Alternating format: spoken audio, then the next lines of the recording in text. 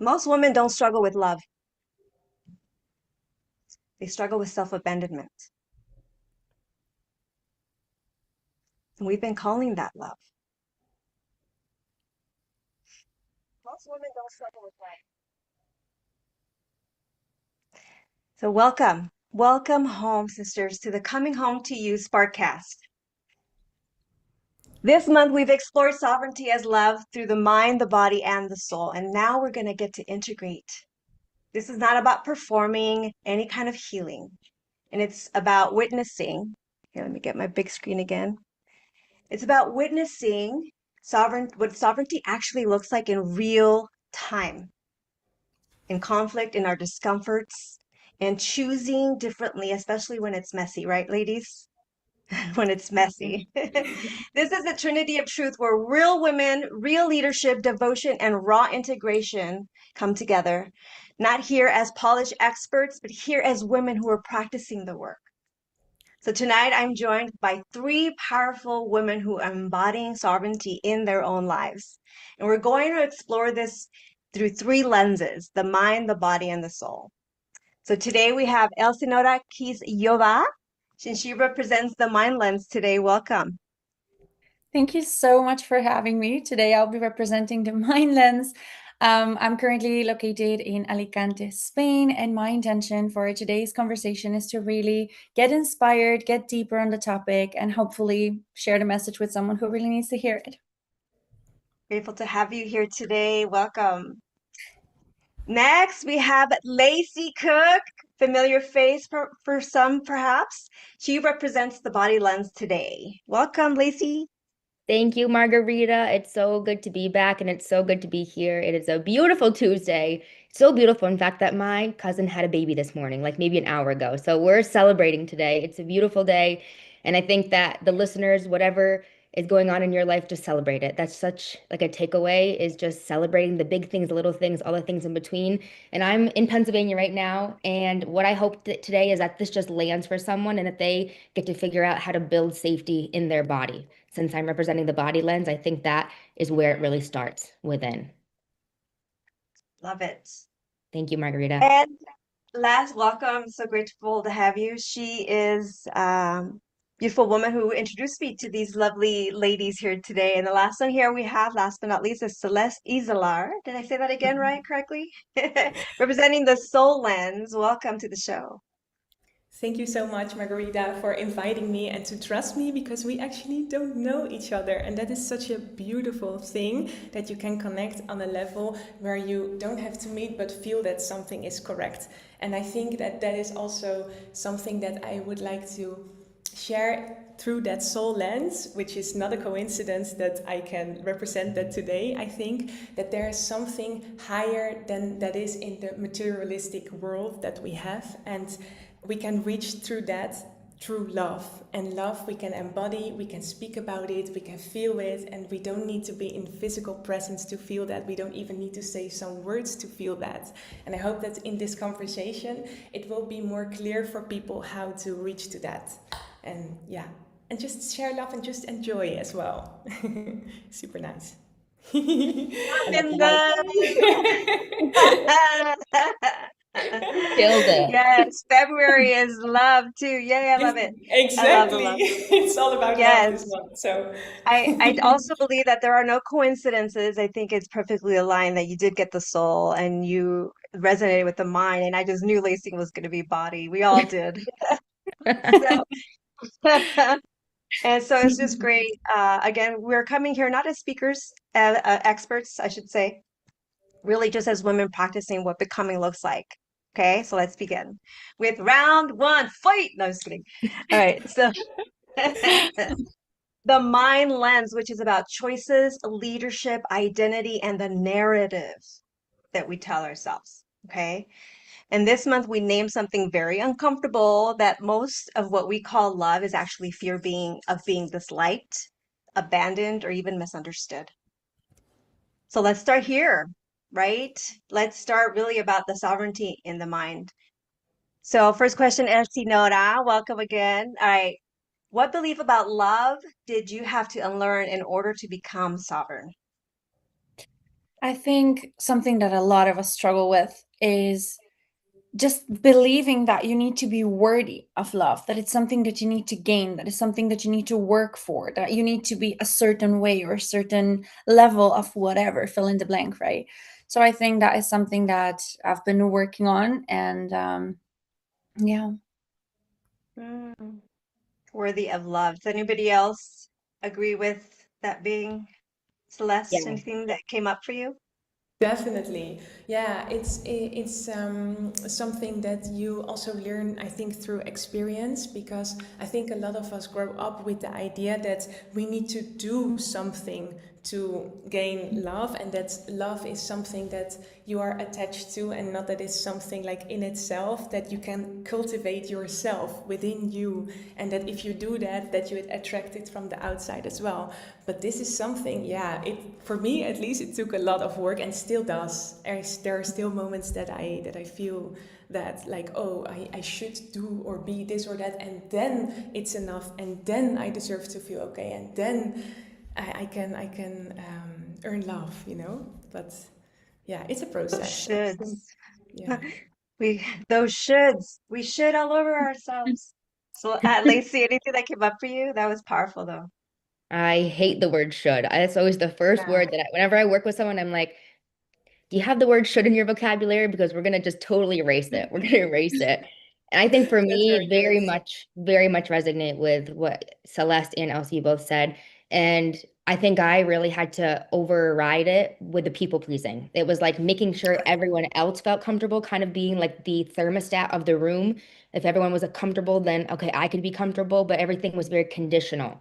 And I think that my nervous Conditional, that's system it. just equated like belonging with doing the things that are going to make other people feel good and then putting myself last. And so it wasn't truth and safety as love. It was more of putting on a performance or showing up in a way that was agreeable to other people, which that limited my authenticity a ton. And I had to rewire what that meant to me, what love meant to me, not doing and showing up in a certain way, but just being myself and being okay by being myself. Because I feel like if love costs you yourself, then it's not really love. And you're just bending over backwards to be someone that you're not. Yes, which brings me to this question back to you, Elsinora. Wow. Yes. What Drop the story? I mic. know we talked about being unworthy, but what story, besides the unworthiness, right? Because I think that's the bottom line. But what story are you telling yourself that keeps you in that self-abandonment, I Elsie? think it is definitely perfectionism, and it's something just like Celeste said. Like all of these things are things that you work on, and you might reach a certain level where you finally feel free, and then there's still patterns. You're never done doing the work, right? There's always more. There's always ways to improve. So for me, perfectionism, especially as someone who runs businesses, and I think especially women, we are in general more tend to perfectionism or also people pleasing. We're all always tending to everyone else. We're the nurturers one. We want to make sure that everyone around us is okay, but we very often forget about ourselves. And just again, like Lacey said, unless you're really authentic to yourself and you give yourself love first, your cup is empty. You don't have how to give to anyone else. So I think perfectionism is very often connected to all of these things, and you just need to learn to love yourself as you are and in all of the imperfect ways, and just accept and continue learning and continue I love evolving. that. I love that. And you struck a chord there with me. And then I wanted to ask, like, what do you think are the prices that you're paying for that perfectionism, for that So abandonment? many, Yeah, go ahead. so many things. I think all of us can resonate. I think it's a lot of opportunities. It's a lot of fear very often controlling you. And again, like sometimes you learn that this is a certain pattern and you fix that in one area of your life, and then you notice that it's appearing in other areas of your life. So I think it's just the price is insane, and we should all just learn to, or at least be more conscious of it. Just be more conscious of it, and pay attention, and notice those patterns and work on them consistently. Wow. Lacey, what are the biggest prices you think that you pay for abandoning yourself and people pleasing? Outsourcing my worth and placing all of my eggs in my basket of achievements and waiting for other people's validation and expectations, trying to fill their cups before filling my own. I think that was the quickest way to disconnect and detach from myself in the past. And I just thought that I was doing the best that I could do. And I always had this thought of being well-rounded. Well, being well-rounded meant losing myself in the process. And that was a huge price that I paid, that loss of connection.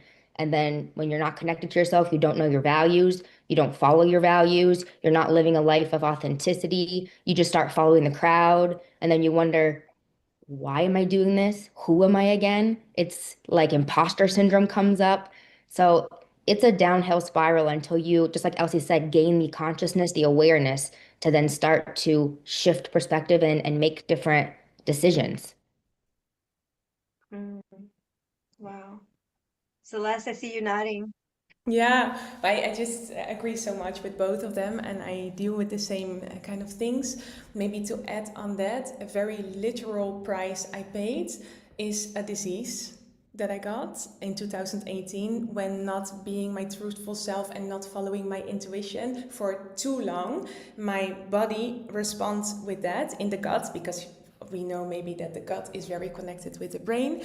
And I left my own intuition aside and I pressured myself to follow the truth of another and not seeing what is really there and not acknowledging what is really there. And then I got diagnosed with colitis ulcerosa, which is an inflammation in the gut. That was one literal price. The second literal price a few years later was a burnout. And that was because, abandoning myself as an entrepreneur, working so hard, not taking care for my body, because thinking that I should do more, because there's just so many things that needs to be finished before I can take care of myself. Okay, then the price is that your body will stop and your mind as well. So that was a price. And now the price again is I start a new business and I feel like I cannot ask the price that I feel is really the worth, because I'm not finished. So but because I don't pay, that I don't ask that price means that I cannot finish it. So it's like we say in the Netherlands, the chicken or the egg story. Like what Catch comes 22, first? right? Yeah, and you see now that actually if you are in the frequency of love and of like I deserve it, I can do it already without having it all fixed, then it will come to you. So it's the other way around. It's not first I have to do this and this and that. No, it's I have to be this and I deserve it and I can own it, and then the rest will align with that. Mm. Yeah. Yes, be, Yeah. do, and then have. Exactly. And Exactly. I heard really everyone share that abandoning yourself, the prices are too costly. It costs you It's your too life, high. it costs you your health, it costs you Exactly too high. your identity, your Yeah. worth, your I matter statement. I mean, wow. Yeah. So, so Elsie, if a woman listening now, we're gonna do like a 1 minute mind tool for them, okay?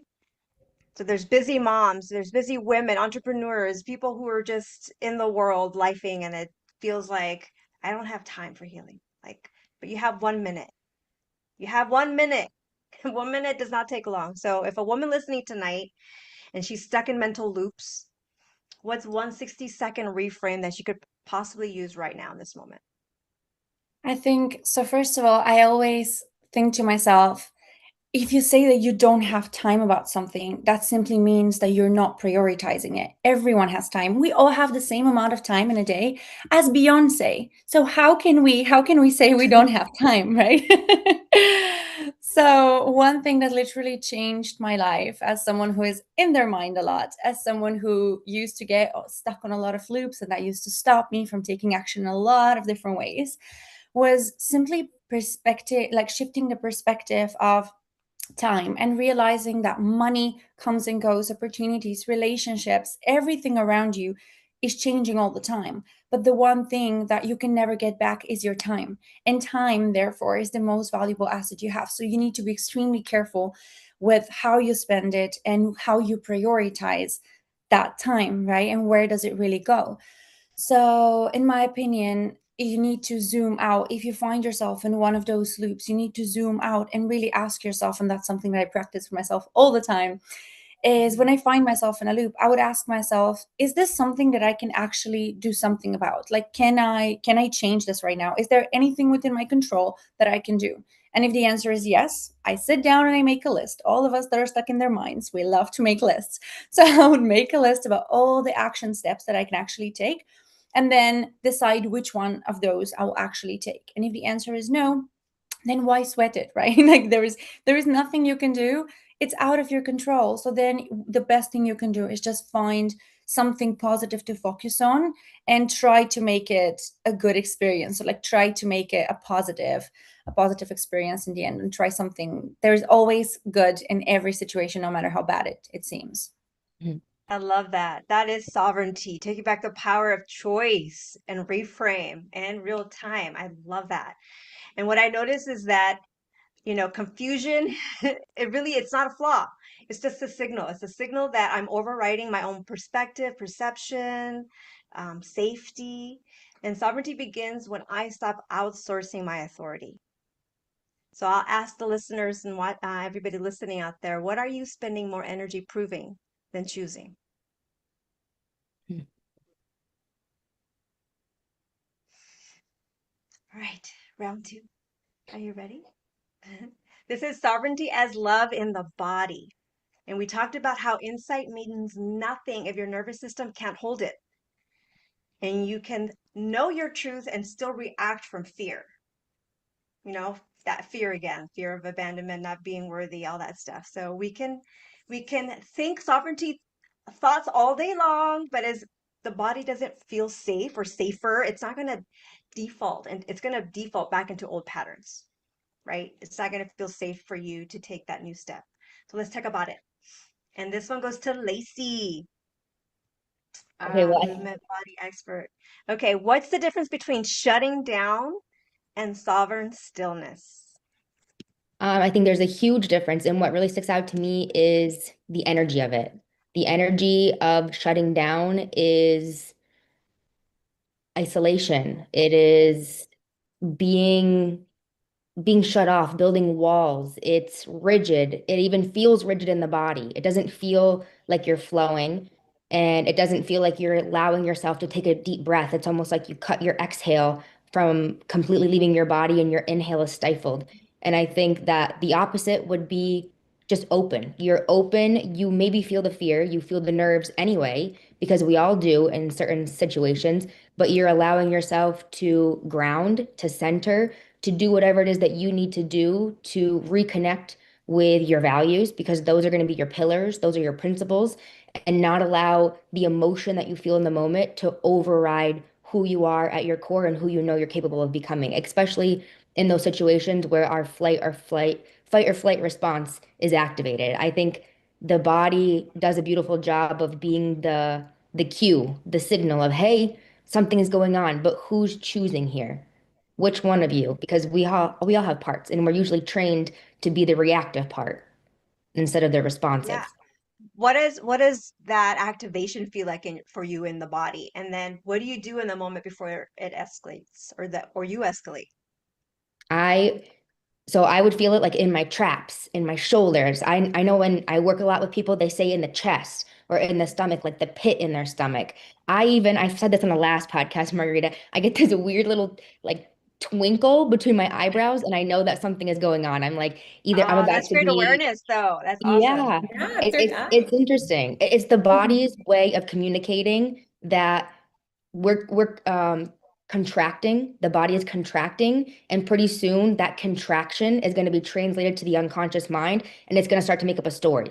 And that story is going to be like, oh, it's no big deal, or I can soften this, or maybe I should just people please again. And so I think the way that it feels in my body is the tightness, the rigidness, the almost like caving in on itself, where it's like I don't have the open, confident, upright posture where I'm open to receiving. And I think that limits a lot of our ability to interrupt the loop. Hmm. Elsie, how do you experience it? I love everything that Lacey said. And I wanted to say, like, the word that really stuck out to me more than anything was like limits. And it's limits that you put to yourself, because it is the absolutely same feeling within your body at first. But one is you making the decision to actually do something about it and do it anyway, regardless of how you feel. And then once you're in motion, like objects in motion stay in motion, right? So that's when actually you start, like, you get out of your comfort zone and you grow, versus that like limiting feeling that you limit your own self. And I think it's really, really powerful, and it's so easy yet so difficult at the same time. Like, there's so much polarity. Yeah, I feel like I've heard myself say that often. It's simple, but not easy. Celeste, Exactly. Right. Celeste, anything open up for you on that? Well, also, I really love what Lacey says, and I know Lacey as a very moving person in the sense, in the very literal sense, like she's a dancer, and we also connected on the NLP level, but we had some conversations about this, and sometimes you have to, like she explained that to me as well, like you can trick your mind. Not everything you think, like a lot of things actually that you think are not true. Your mind is trying to let you survive, but it's based on like lions coming towards you, like not in the real situation how they are right now. And she said to me once, like, I always remember this, Lacey, and I do it so many times, that if you have to do something that you're really scared of, or there's something that's holding you back that makes you very stiff, that you just like stand like in a power pose, and that you start clapping for yourself in the mirror, and like the movement of that, and like the pretending, in the first moment you're pretending, but in the end your body is going with that, and your mind as well, you're going to that feeling. And it's just so beautiful that you can create this, and that you can have more power than your mind, actually, because you are not your mind. And these tools, like being in your body and doing things with your body, can create another state. This is so like mind-blowing for me, and it's so simple, everyone can do it. So yeah, I love I that just, beautiful segue, Celeste, because I yeah, was going to ask that question, how does it feel differently when you about to choose yourself?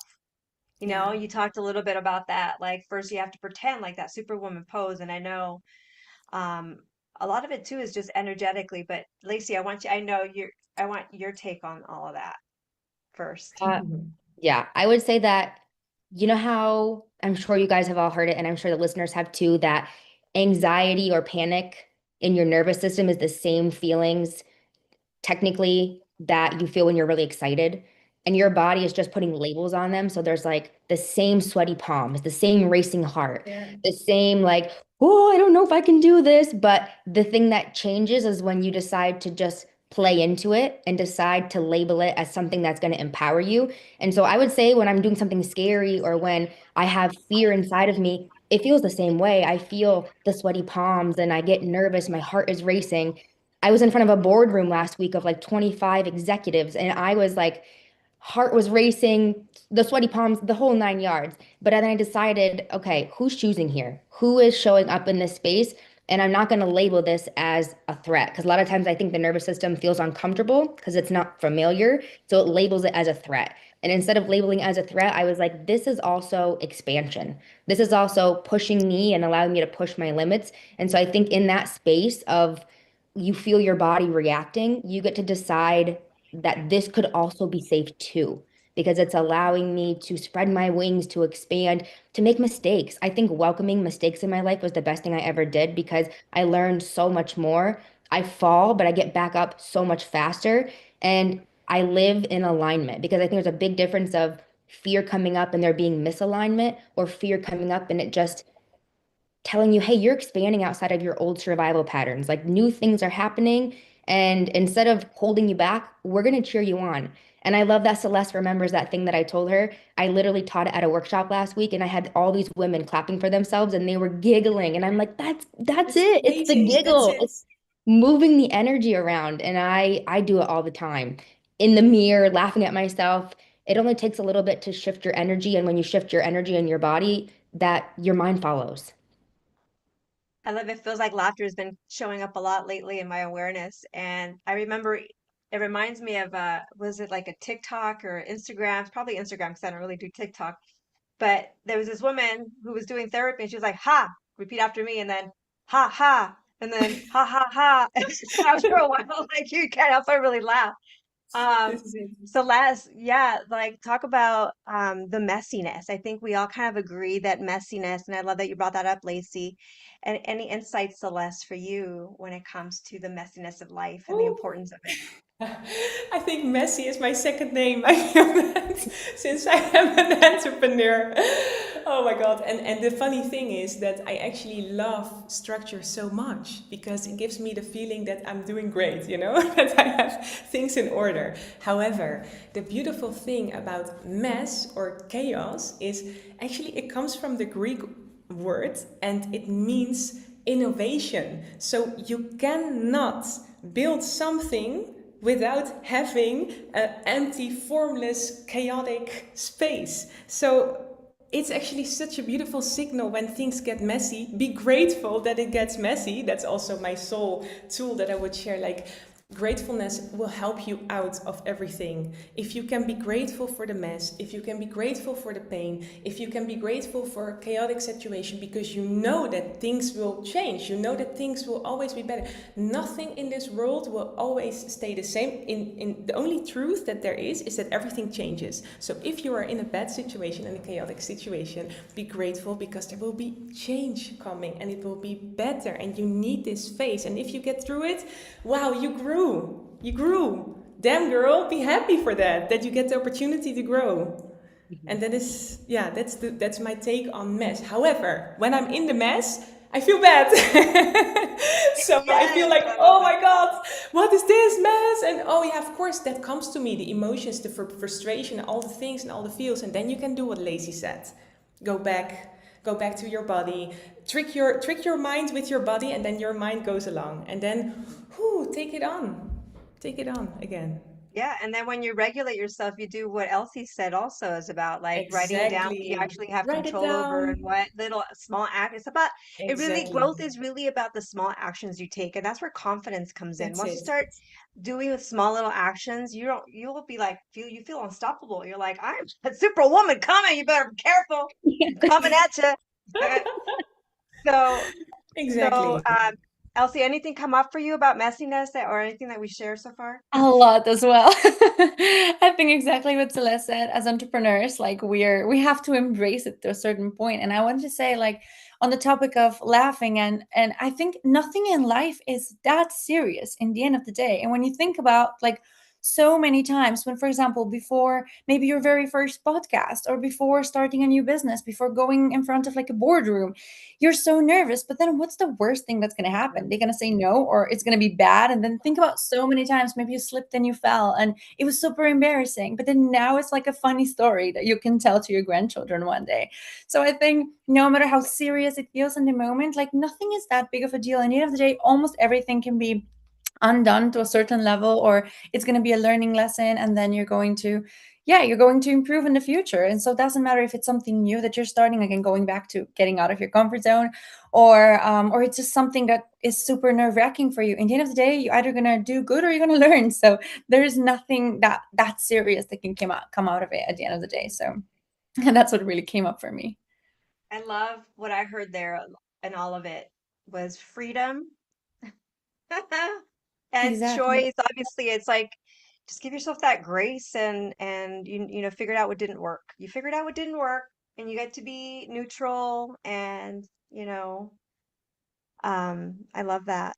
But here we at this point we are going to do the 1 minute tool in real life when someone is feeling the feelings, okay? If feeling activated in conflict, what is one embodied tool, Lacey, that you can offer them before they say anything? Okay, I think you guys are gonna like this. The abbreviations are RAR, which sounds like RAR. So easy to Rah. remember. Okay, it's so easy to remember. I want you to remember the last time that you got into like a heated conversation with someone close to you. Okay, it was a disagreement, argument, whatever it was. And in that moment, your body is reacting first, right? You feel the feelings of like, oh, you're already thinking about what you want to say before they even finish saying what they're saying. And I think the best thing that we can do is regulate. So that's number one. That's the R. The first R is regulate. And the quickest way to do this, and they prove this in neuroscience time and time again, is that double inhale with the long exhale out. And this is something you can do anywhere. So it's just And then you just give yourself the space to fully exhale. And as you do, you're already bringing safety back into your nervous system, which means you can choose with your logic and not with your emotions. The second thing you do is you anchor.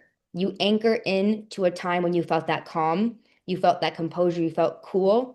And maybe you're pinching your fingers together, maybe your hand is on your heart or your solar plexus, but you're just grounding. I think that's so important. That's the anchoring. And then the last R is responding.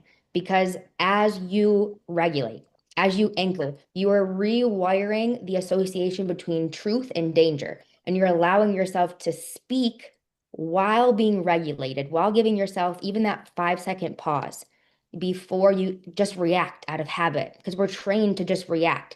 And so this takes no longer than 30 seconds. And I think when we do it over time, the response becomes the autopilot. And instead, we just automatically take the deep breath, regulate our nervous system, pinch our fingers, get anchored in. Okay, what's my truth? And how can I communicate it in a way that is loving? Just like the theme of this month, like I want to lead with love. Let me not react and rip someone's head off, but let me just share how I feel, set boundaries with love, and do it in a way that is truthful to me, not the people pleasing, not the bending over backwards. So respond, anchor, regulate, anchor, and respond.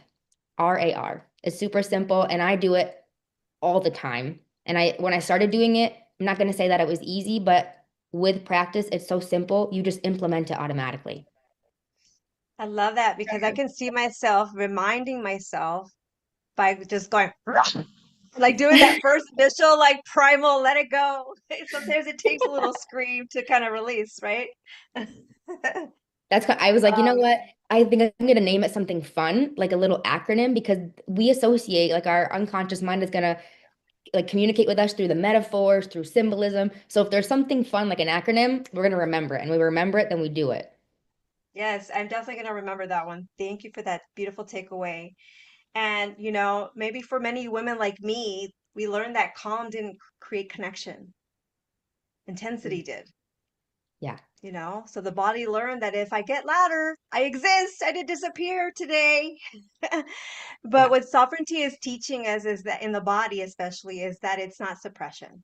It's in stillness without having to self-abandon. And I love Yeah. that. So I'll ask you out there listening, where does your body brace before your mind has the language for it? Just have awareness of where your body in that moment. Where do you feel it? Just get present. Awareness is where it starts. Okay, round three. Yes, I felt that breath too, Elsie. All right. So we talked about how sovereignty isn't about winning arguments, because I feel like everybody loses in that scenario. And sovereignty as love at the soul level is this, that I can go to bed at night feeling good about my choices today. They felt clean. Maybe they weren't perfect, but I feel good about them.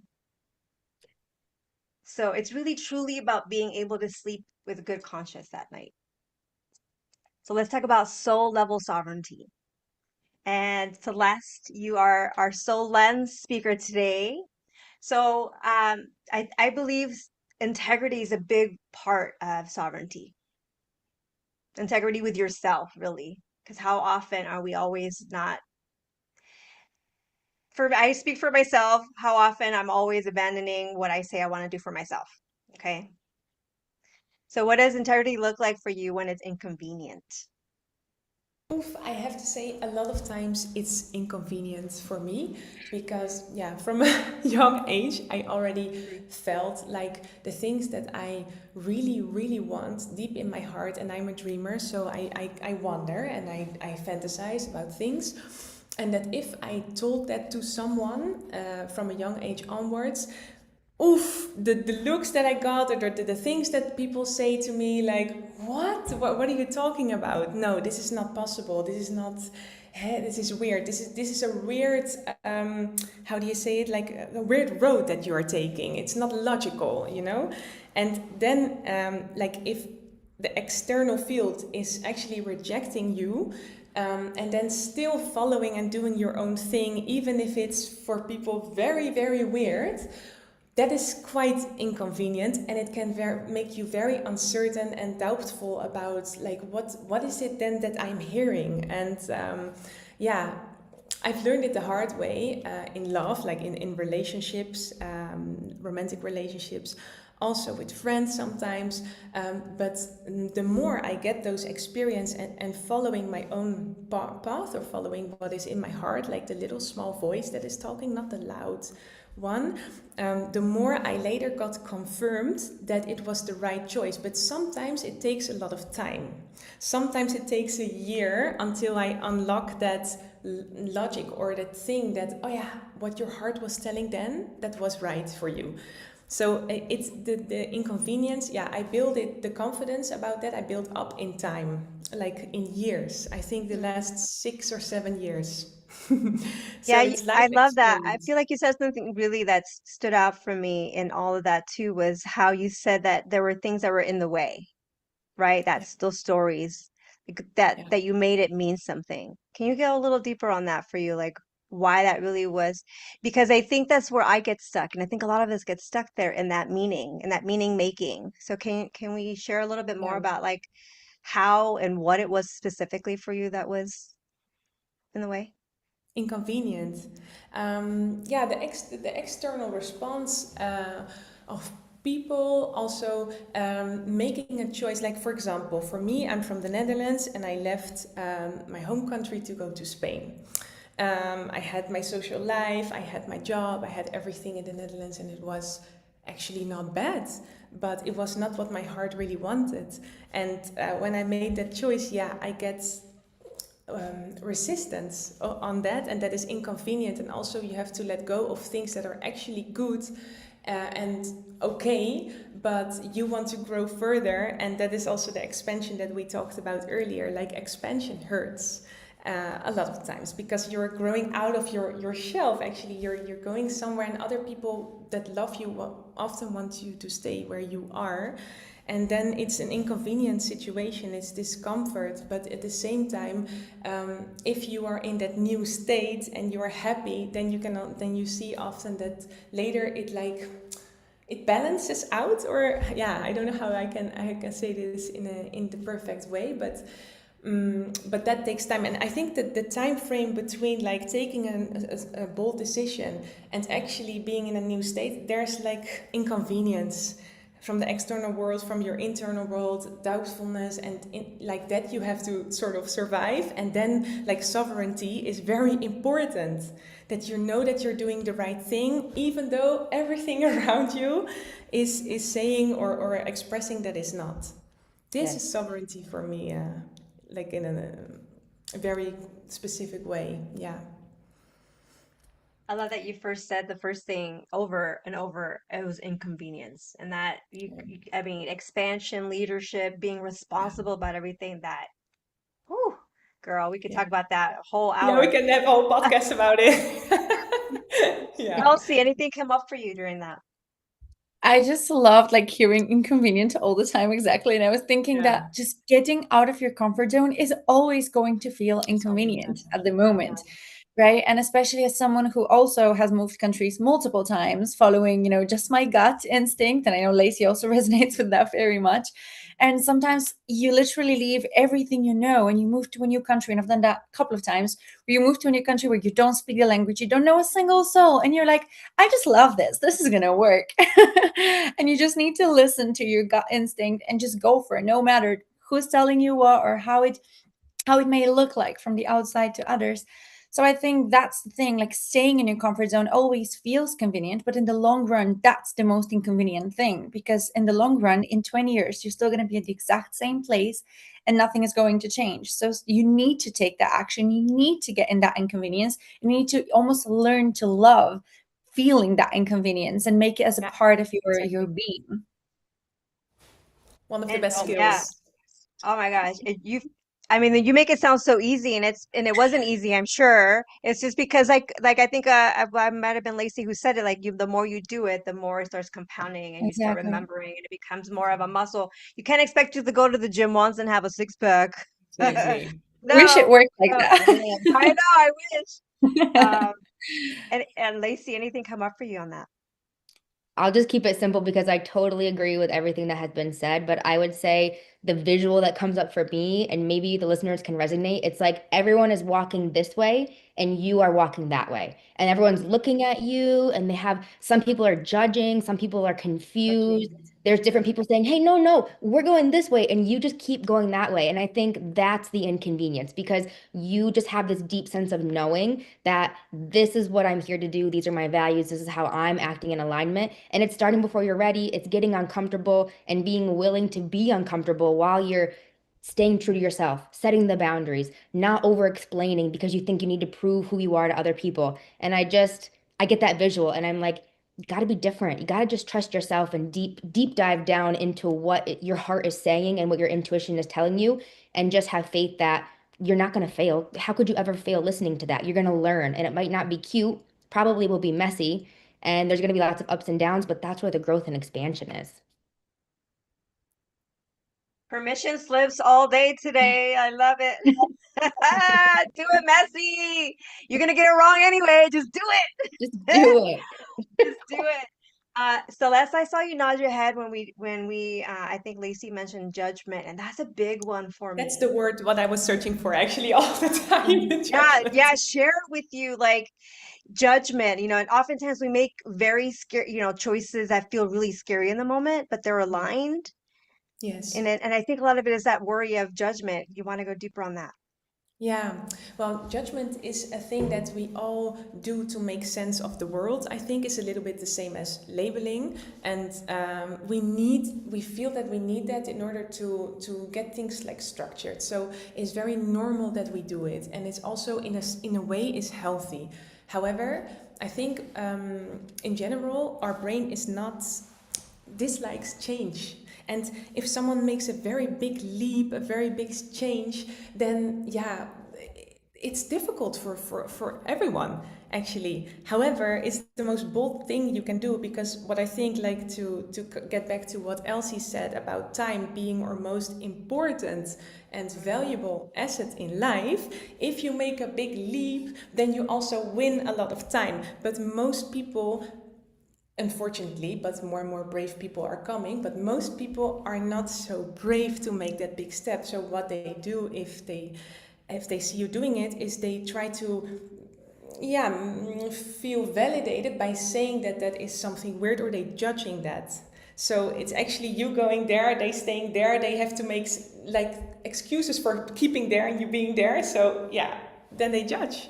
And I think that we can see it as something that is in a way innocent, because everyone does it, and and also on yourself. I mean, I'm also judging a lot on myself, and then oh yeah, I'm identified with the judgment, and I think like, hey, I'm doing that. That is something that is healthy. It's maybe something that the ego also does to protect me. Other people also do it for protection. The intention is always love behind it. I don't feel that anyone is really from the heart meaning anything wrong, but I don't have to do anything with it. I don't have to follow up on that. It's not my truth, and truth is also a thing. Like we can say that there's one truth, but it's not true. Everyone has their own truth. But if you know and you're super embodied in what your truth is, then you can like leave the judgment as it is. Let them. Like Mel Robbins with the let them theory is very inspiring to me in that as well. Let them. Yeah, and it's not I always love easy. that. Yeah, I love that. That's really, sovereignty as love right there. That's Like it. loving yourself That's it. enough to say, hey, That's it. that might be their narrative, but I know my truth. I know I'm clean. My integrity is intact. My values are ringing That's it. true. In by, it's important. And sometimes, yes, there is an old pattern. There's still old beliefs. I think judgment for me comes from cultural beliefs Also and that, yeah, experiences and things, and um, I think being open and being curious as to why, I think I forget who has said this quote, but they say, seek to understand others before you try to seek to be that's understood. it. Mm. Hmm. And if we could live with that theory in our hearts, that's where compassion lives and empathy lives and sovereignty. Because I think if we were just a loving interruption to all the people out there who are, we see their story playing out right in front of us. There's that limiting belief about themselves, that unworthiness story that peeks out, that tag that we are all carrying that we think nobody sees, but it literally, the label says all the things that yours and mine say, all probably in a different order. And, I think we would evolve because we would see that oh, I didn't realize that me projecting or me in this story was affecting and rippling out and how I'm showing up and how I'm experiencing them in my life.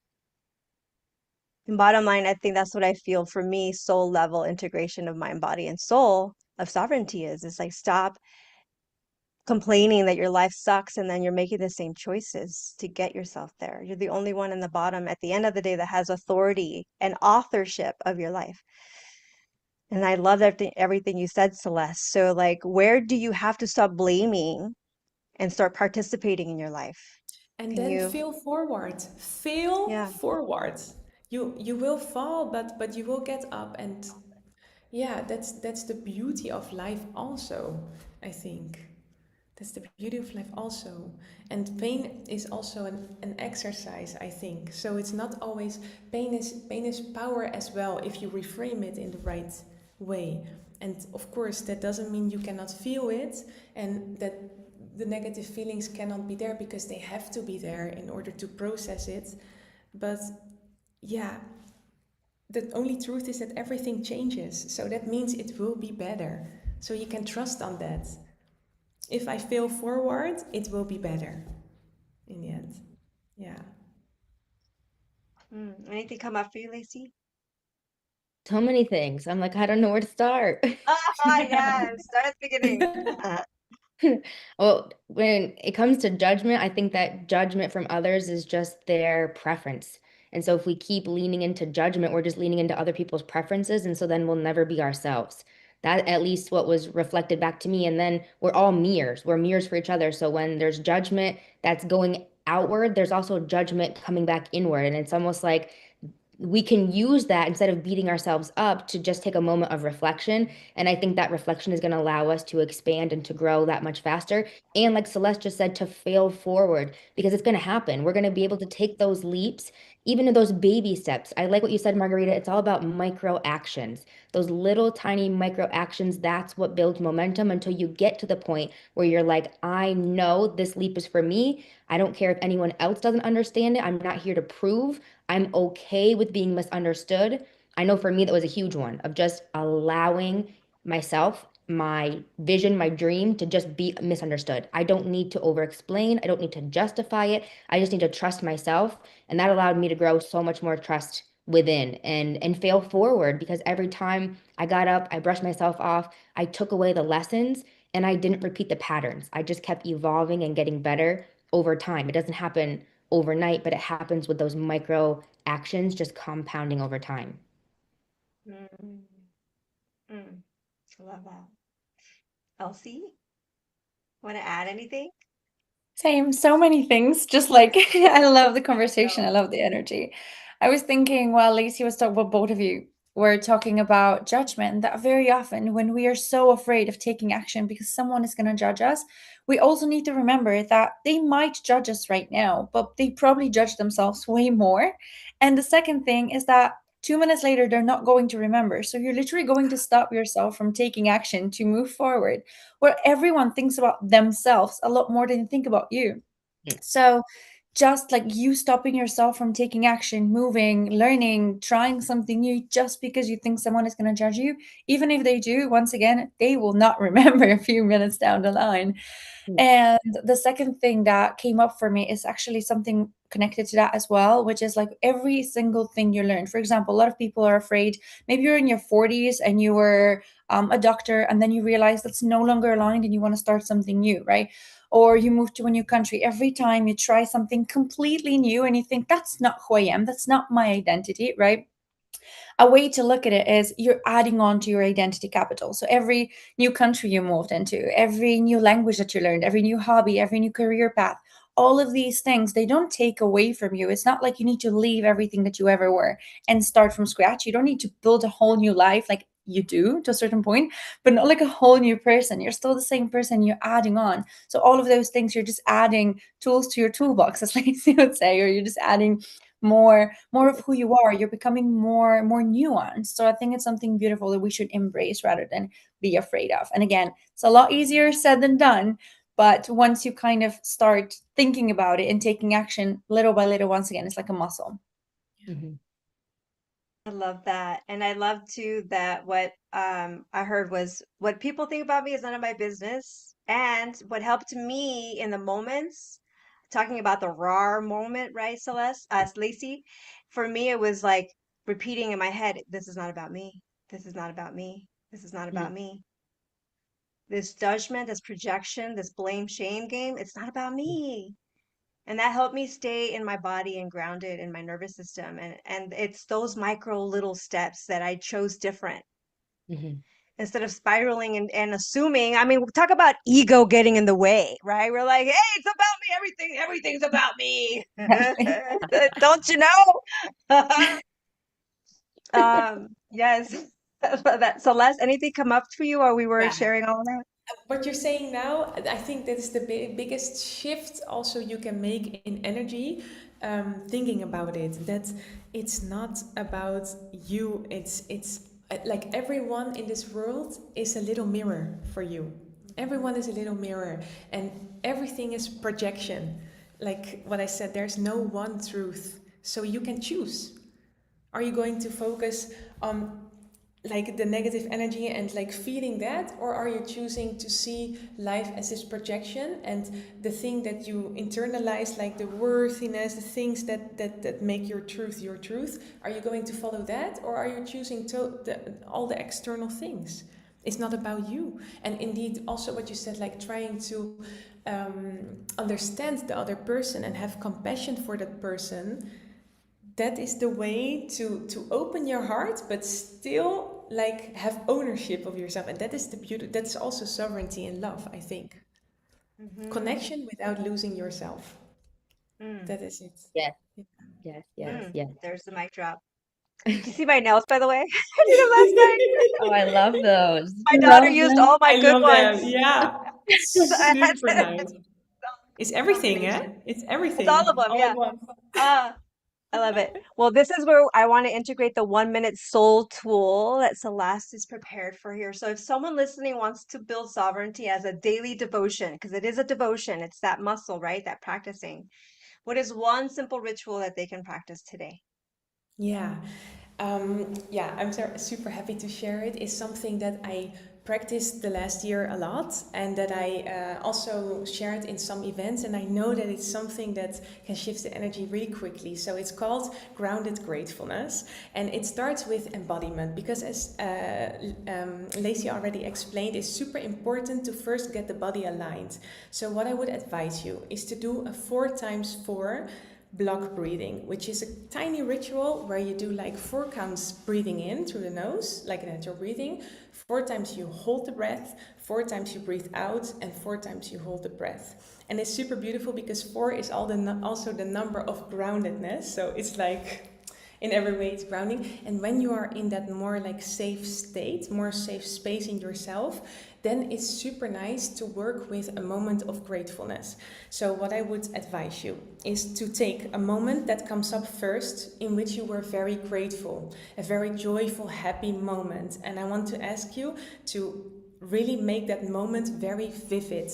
So imagine it like it's a movie scene, or that you're in that movie scene. So what colors were there? What smell? What feels? What did you hear? What sounds were there? As if you are in that moment. And then from the NLP, we talk a lot about up chunking, which means asking yourself, what is the higher goal of this?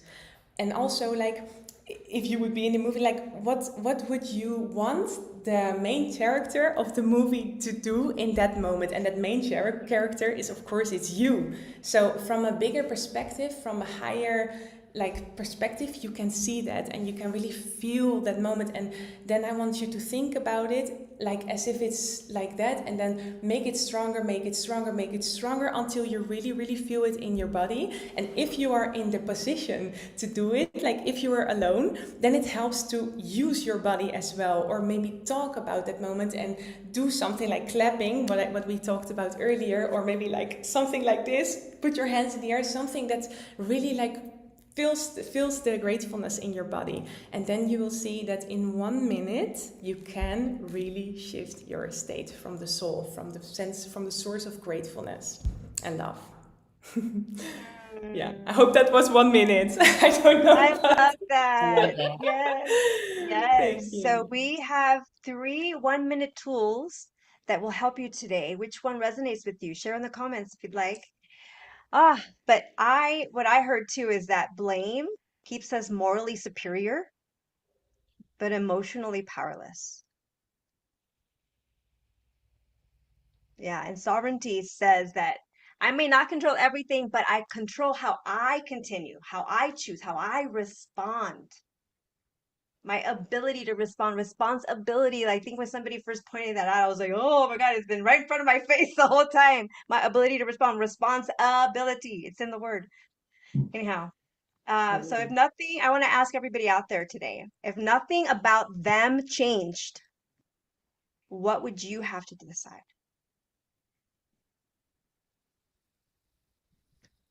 Hmm. All right, so we're gonna do a quick one lightning round where we'll see how great Lacey, Celeste, and Elsie can integrate in this round, okay? All right, so I'm gonna go with Lacey first. Okay, the boundary that changed my life was, Trusting myself no matter what. No over explaining, no softening it. boom, love it. All right, Celeste, my devotion practice this month is, Meditation. mm, love that. Is that enough? I It's love that. meditation. And Elsie, the self-abandonment pattern I'm dissolving is, Perfectionism. yes. I think you speak to a lot of me's out there. Perfectionism. I feel like I remember a story as way back as being a child, and my neighbor would come with my sister. My sister is 6 years younger than me, and we would say, "Let's play." This is before computer, really computers and all that stuff were around. So we would make paper dolls. And they would be done playing, and I'm still sitting there like getting the wardrobe did and like getting all fancy with all the accessories. And then I would still be perfecting my thing, and they've done playing. They went outside, they're done. They already played for an hour. Anyway, I think it's funny. So today I just want to thank you, first of all, for being here. And I want to add one final addition. If nothing else in your life changed today, what would sovereignty as love require from you? Want to ponder. So before we close, I want to bring this into the body and the mind and soul real quick. So just one hand on your heart and the other in your belly. And I want you to take one slow inhale your nose and then one out the exhale, audible sigh. Just arrive in this moment. And then ask yourself silently, where am I participating in something I say I don't want?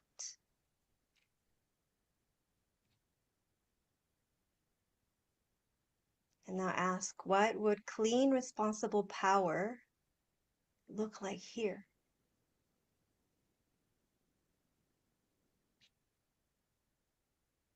Now take one more deep breath in, commit to an action today, and then release it. So as we wrap up today's conversation, I want to pause and thank these beautiful soul sisters here showing up in their power, in their light and truth, and their vulnerability, and most especially their authenticity. They poured their love and wisdom to you today, expressing really the importance of embodying sovereignty as love and why it matters. Because it could create disease. You lose your identity. You feel unworthy. It affects everything that you touch. This was such an empowering and inspiring conversation, and I know I'm going to listen to this episode multiple times. So thank you for showing up as yourself here as women practicing the work because your work really matters. Thank you. You want to say anything really quick to say goodbye to everybody? Thank you so much for having us. This was beautiful. I'm like, it's time for us soon to go to sleep, and I'm just gonna be buzzing here.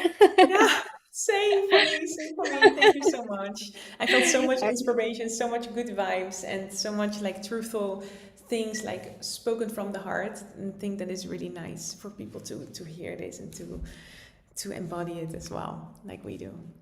And I think the questions were so intentional, so that it allowed us to share our stories, our perspectives, play off of each other's perspectives. And then people listening, they're going to be able to apply it to their own situation, to their own stories. And so it'll be truthful for not just us four here, but for everyone who gets to listen. And I think that's the beauty of it because it's the ripple that spreads.